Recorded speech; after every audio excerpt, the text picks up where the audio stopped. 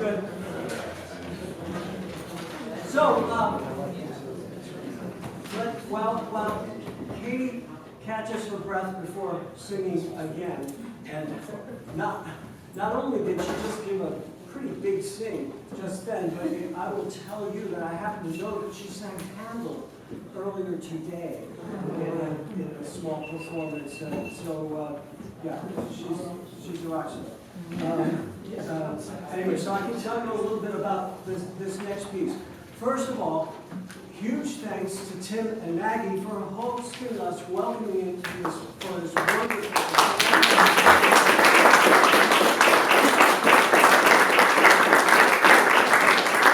I also want to thank Linda and Peter Leiber, who couldn't be here in person. Originally, we're hoping to, but who I hope will see this on video. Peter and Linda have commissioned this piece for the 21st Century Consort. This February, their director Christopher Kendall will conduct the premiere, featuring Catherine Lerner-Lee and an ensemble of 7 players at the Hirshhorn Museum in Washington, D.C. Before I finished the orchestration, I thought it would be a good idea to do a tryout performance just with piano. Katie was up for it, and fortunately, so were Tim and Maggie, and fortunately, so are all of you. So, welcome to our version of an out-of-town tryout for a Broadway show. The music isn't exactly Broadway, but I call it a cabaret song cycle, the kind of musical theater that I love, that is concerned equally with music and words, all of which I wrote myself in this case, and that's new for me. But I'm drawing on some of what we know about the fascinating and complicated life of Coco Chanel. So I encourage all of you to imagine that this beautiful home concert hall is a beautiful nightclub or cabaret for one here. That means that the rules are different. You can laugh if you think something is funny. You can applaud individual songs if you feel like it. This show is about the length of a short one-act opera or a nightclub set. Around 35 minutes, I think. We'll find out. We've never done it exactly straight through, but you know, we're just working on it. So this is you're welcomed into the creative process, and I hope you will take it in that spirit. We've had a great time with it. Is she close? Yes, We're going to check. We're going to check. If she's not ready, I'm going to vamp and I'll talk about something else. But I don't want to introduce her until she wants to come back and sing. Incidentally, we ran this dress rehearsal last night here, just for ourselves. Ran these things, and I was shocked because I had been told that Katie was a soprano, and Tim had been told she's a mezzo, and you heard her sing so effectively as a mezzo, and I guess I wrote for her as a soprano, and you'll hear how beautifully she sings soprano. It seems like she's ready. So anyway, I'm going, yes? Yes? Yay. You're going to move, I'm going to move into my role as the maestro.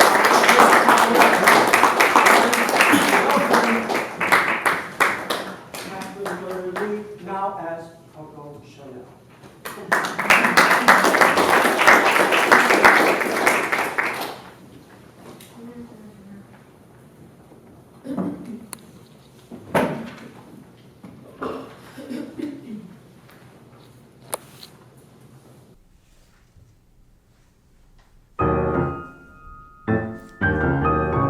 Fashion is not an art, even if it is shown in a museum. Even if it inspires a great artist. A dress is a charming, ephemeral creation, and for me, a lifelong occupation.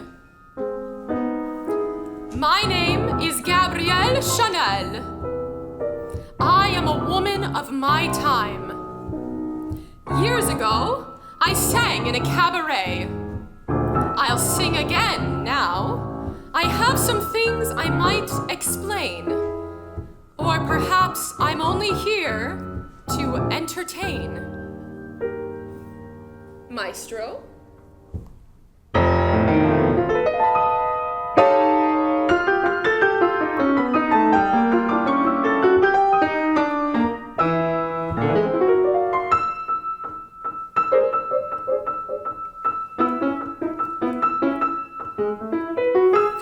Women and men are the same. No, they're not. Do you want me to tell you the truth? It depends on my mood. For you'll find that I may change my mind. Would I lie to you? Why should I lie to you? Women and men are always the same.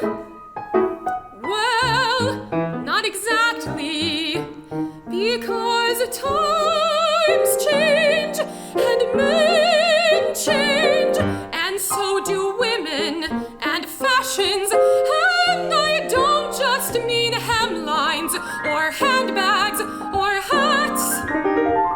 I should know. I've seen some changes. Well, men, maybe they don't change so much.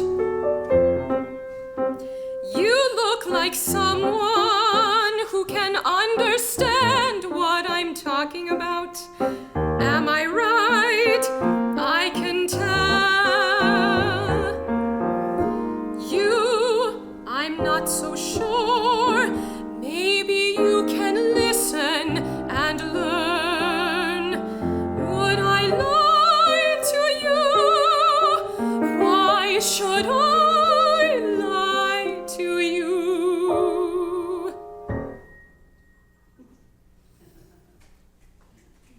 You can trust me. The innocent and naive, those are the ones to watch out for.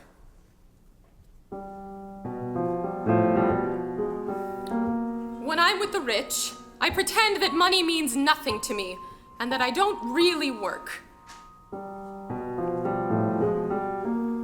The rich are happy to be fooled. But work is my life, and I love it.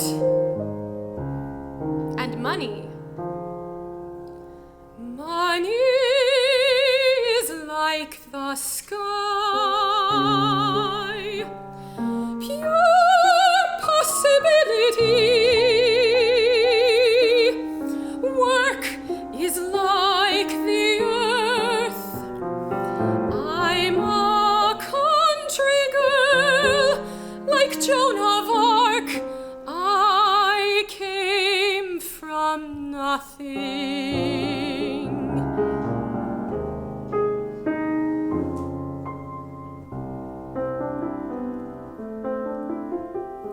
Do you know what it's like not to have money? Some of you know, I can tell. You may be the lucky ones. Last year, I bought a villa by the sea with a view of the endless horizon.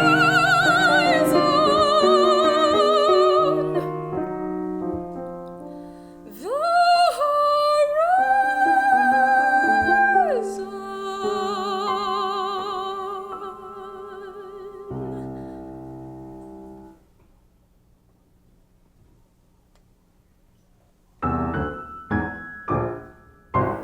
In work and in life, I've always trusted in my muse.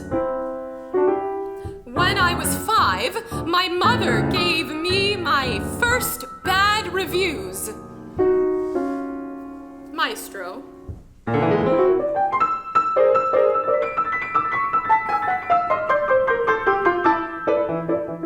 No, no, no, no, no,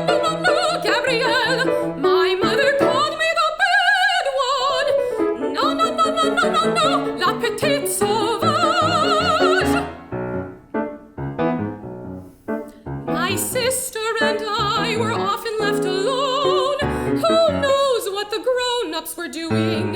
If we were bored, we found a way to play in the kitchen, the bedroom, the yard. No, no, no, no, no, no, no, no. Once we ripped off the wallpaper. That was fun. Mother cried when she saw what we had done. No, no, no, no, no, no, no.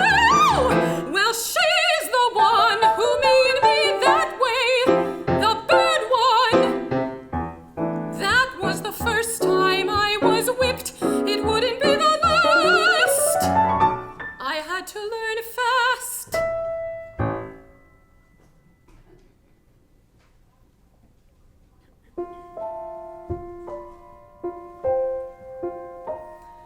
When I was a little girl in the little town of Iswaru, I was left to my own devices. I had to find a way to fill the day. Chaque journée. My favorite quiet place to play was right behind the church in Iswaru. I found companions buried there in the graves. On the stones their names could be read.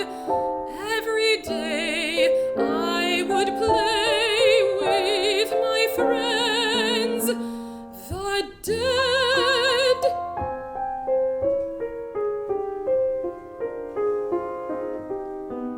I danced in the graveyard. Minuets and bourrées filled the lonely days of a girl no one had time for. I found my friends in the graveyard. Isabelle and Monique would play hide and seek with a girl who was left all alone. Monsieur Dufour and Madame Archambault danced for me there. They were quite a pair. He would bow, she would twirl, just to amuse a lonely little girl.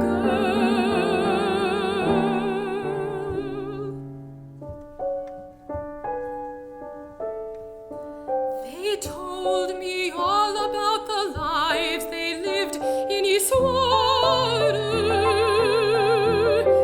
I brought them my dolls to play, plates and forks for our déjeuner.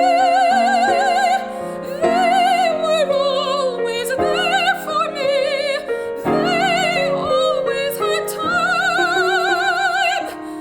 They never scolded me. They never yelled. They were the friends who were real. They never let me down.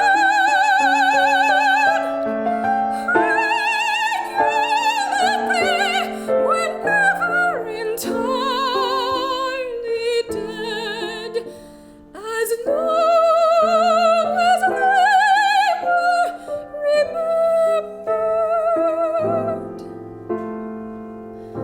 So I remembered them, at least for a while.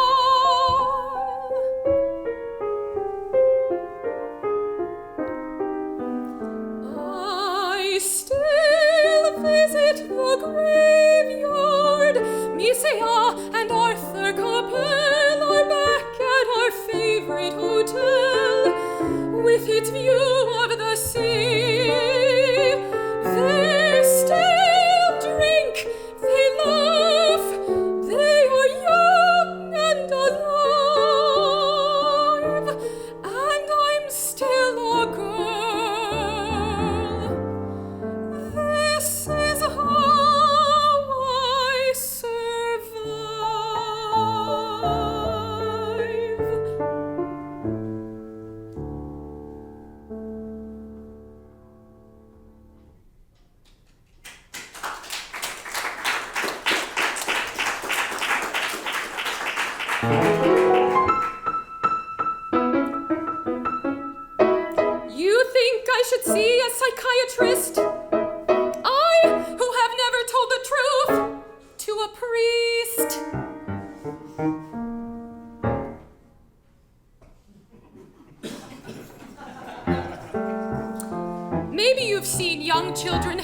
out in a country market.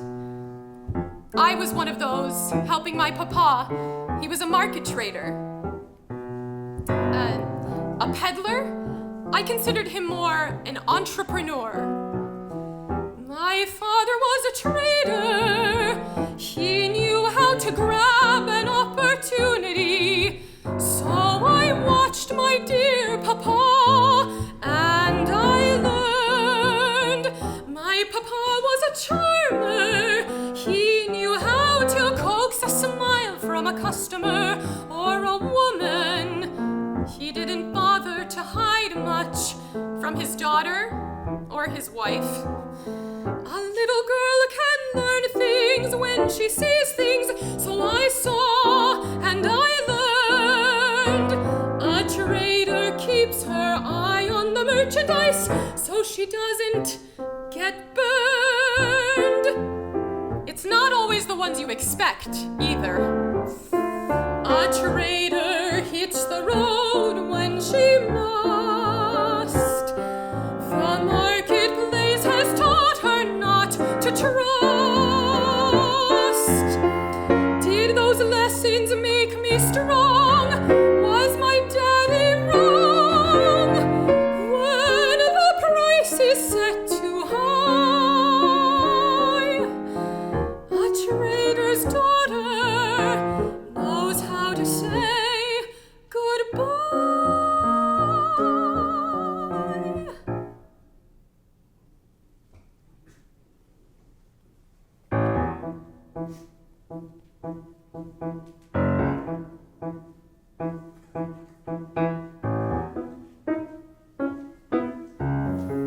My mother named me Gabrielle,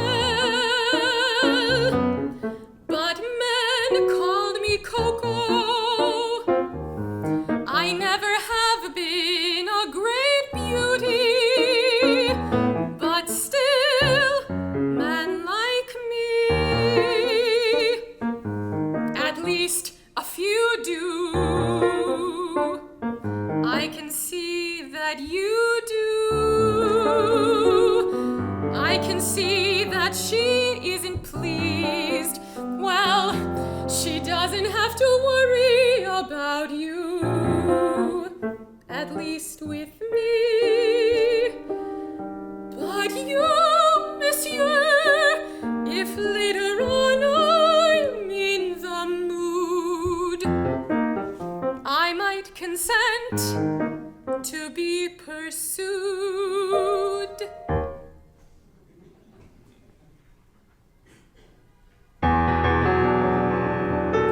You can die more than once in your life. You can die more than once. I was 12 years old when my mother died. When I get over that loss, I'll let you know. You can die more than once. My sister and I were sent to the Obazin Abbey. Those sisters of God didn't quite give me a mother's love. Well, I thank them for that, because kisses and hugs and vitamins only make children weak and unhappy. A child in revolt becomes strong. She might spark a revolution. The harshness of those nuns made me wince, but I've made my own decisions ever since.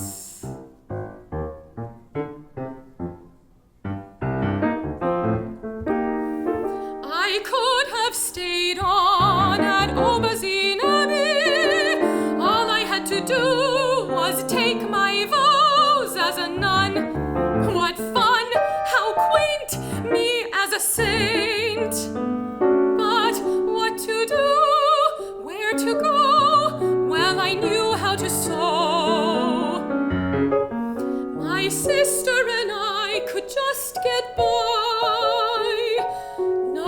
nobody cared if the room we shared had enough heat or if we had enough to eat.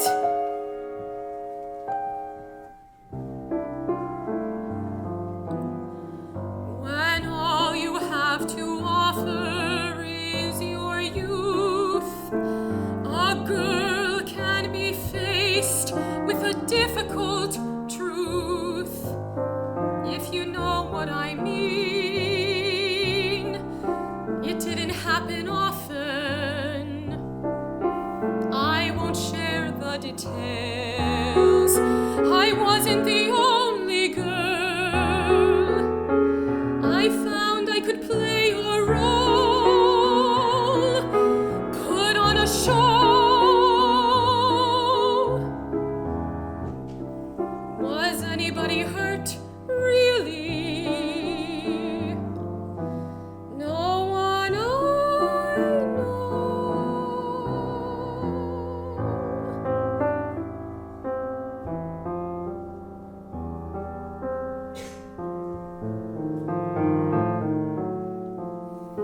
I'm a country girl. I like to dream of the sky, not just get by.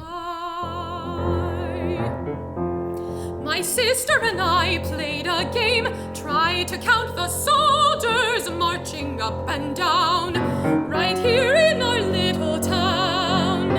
A soldat in la militaire might be the answer to a maiden's prayer.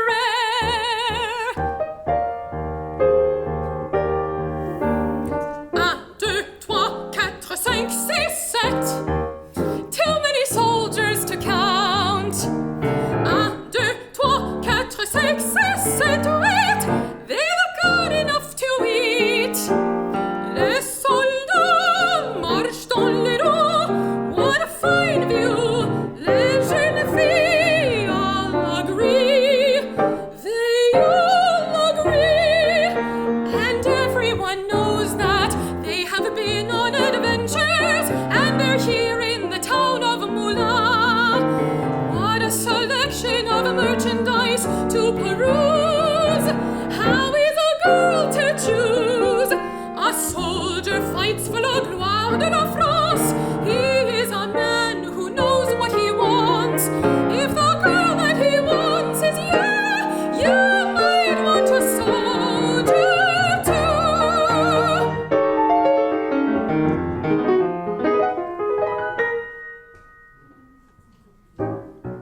Sometimes we would do more than watch. My sister and I would sing in a cabaret. The club didn't pay enough to mention, but the soldiers certainly paid us close attention. If a country girl is wooed with a drink or a dance, she might show a soldier her gratitude for all his service to France. And everyone knows that they have been on adventures overseas and all over France. When the troops arrive, we spread the news. How is a girl to choose? When a soldier receives the command to go, he has to go. But when the girls in the town hear the drum, they are happy to know the soldiers will come. Maestro, I thought this was supposed to be a concert of modern music. Something serious like Schoenberg or Philip Glass. Well, I suppose Coco will have to tell the story in her own way. I think this song has another verse. The first soldier to notice me, well, maybe not the first, but the first I noticed back was Etienne. Not quite the handsomest of men, but a dear. We went walking on the pier. He was back from the frontier. Etienne set me up with my first shop. That was quite a souvenir.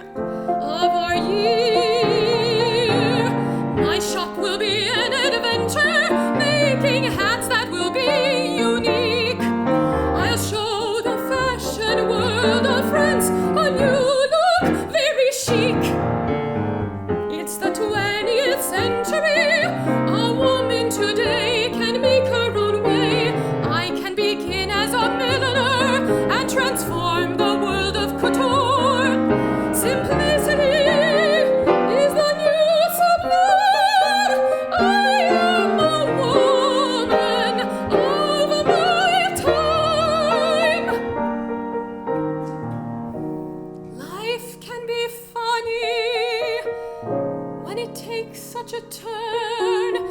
Instead of counting soldiers, I'll count the money I earn. It's the 20th century, and now I'm the one who's in charge. For those who mistreated me, I'll have no more mercy than Madame Lafarge.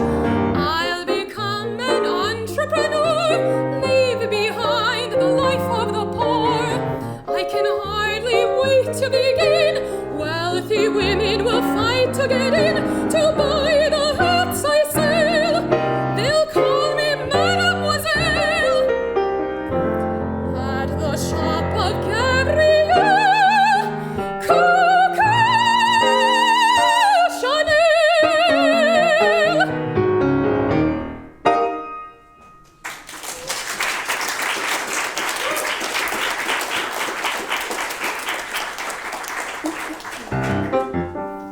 My hat shop was a great success. My affair with Etienne, a little less.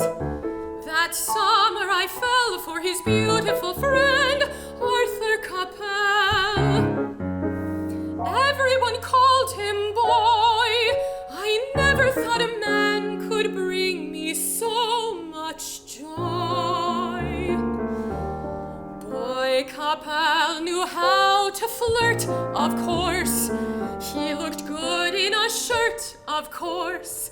He owned many fine things. Boy had a beautiful car, of course, which we drove en plein air. I found I could care for a man who can have whatever he wants at that summer resort by the sea. What Boy Capel wanted was me.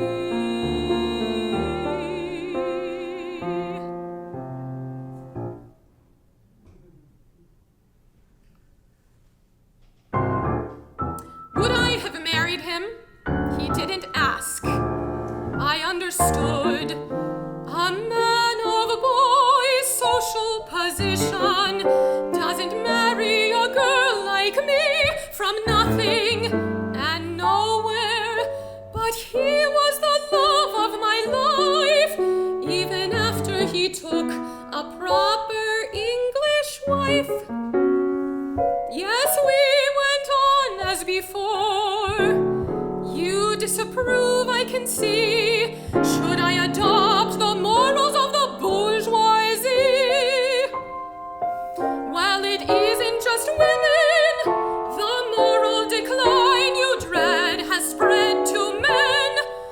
My good friend Jean Cocteau has been known to take young men to his bed. But I am no longer racing around searching for some new thrill with boy. I'm only searching for some need or want of his I might fulfill.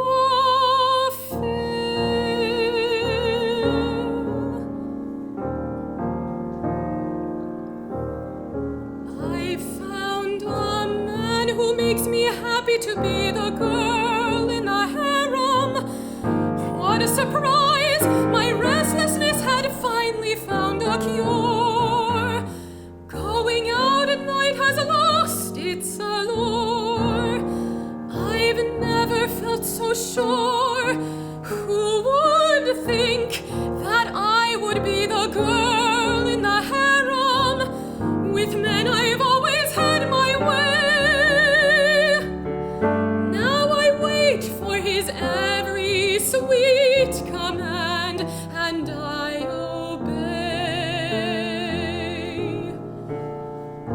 Fancy dress balls, who needs 'em? Who wants the ennui of an avant-garde play? I'd rather stay at home and serve my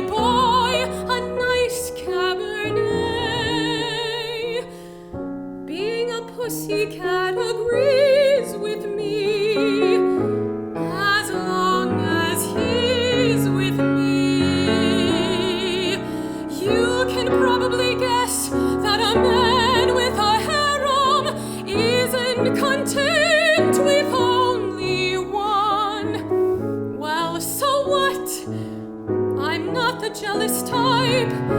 I always let him go because I know he'll always care for me, even if he isn't always there for me.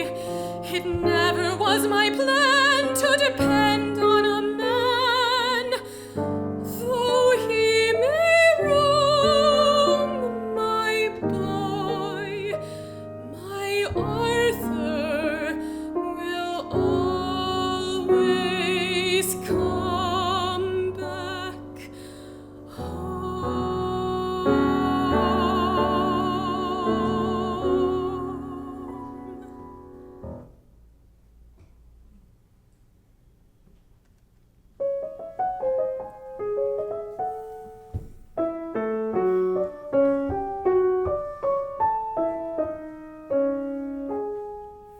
Arthur loves it that I love to work. He set up a new shop for me, Rue Cambon in Paris.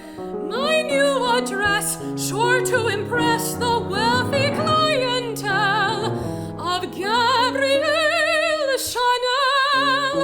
A woman would kill for a beautiful dress. I just make sure she pays. I call them my darlings, my angels. Too many countesses to count. Financially secure, but oh so very sure that what they need is my couture. My darlings trust my sales girls with their secrets. They talk of their affairs and their very wealthy cares. That one there, she's quite a bore, but her husband's money supports my store. My sales girls are former models and quite discreet. Arthur sees that my designs are new. A woman's clothes should let her ride a horse or play tennis in the sun. We should be done with those silly, frilly fashions that were never based on taste. Men dress women badly because they scorn them. My darlings ask for my opinions.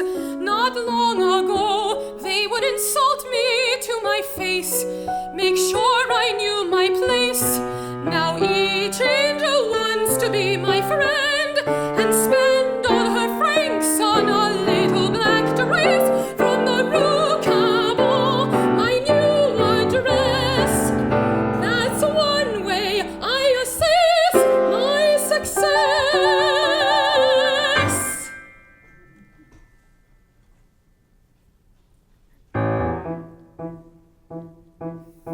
Journalists and other children have asked some questions about my life during the occupation of France. It was a dark time. When deciding who to believe, one shouldn't trust the innocent and naive. It's true that during the war, I fell in love with a beautiful man, a baron from beyond the Rhine. When I asked him, was he guilty of evil things, he sweetly smiled and said nine. He said nine. In those darkest of years, we had sun at my villa, and yes, that villa was mine. I needed no sugar, Papa, when he offered me a sweet, discreet, personal collaboration.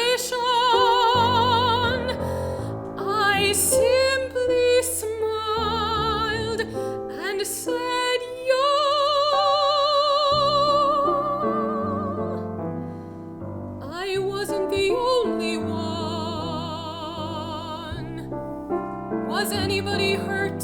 Really? No one I know.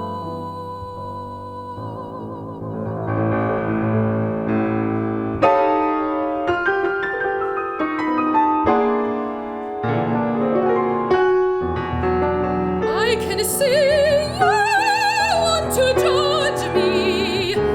You wouldn't look to me the first. Madame, I'm sure your morals are far superior to mine. Are there friends I've betrayed? Have I made innocent people afraid? Well, they weren't all so innocent. Who were the ones who cheated me? You know the kind I mean. After all I've done for women, after all I've done for friends, what they say is vile. Am I the one on trial?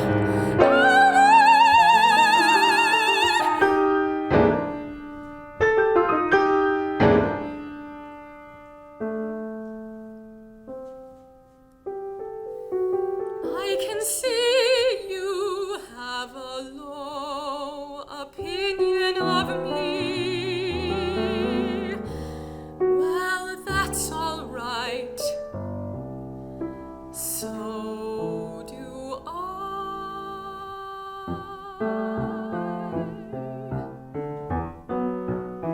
Are they calling me a traitor? Well, I knew how to grab an opportunity. I guess I've told more than I meant to reveal. I only meant to entertain you, tell you how I met my needs in my business and as a woman. I haven't bothered to hide much or claim to be an artist or a saint. I can see that you understand me, that I've tried my best to do good. But I can tell you have grave doubts. Maybe you're the one who has understood. Would I lie to you? Why should I lie to you? A modern woman can be an entrepreneur, but it's better not to try to be too pure. Am I proud of the things I've done?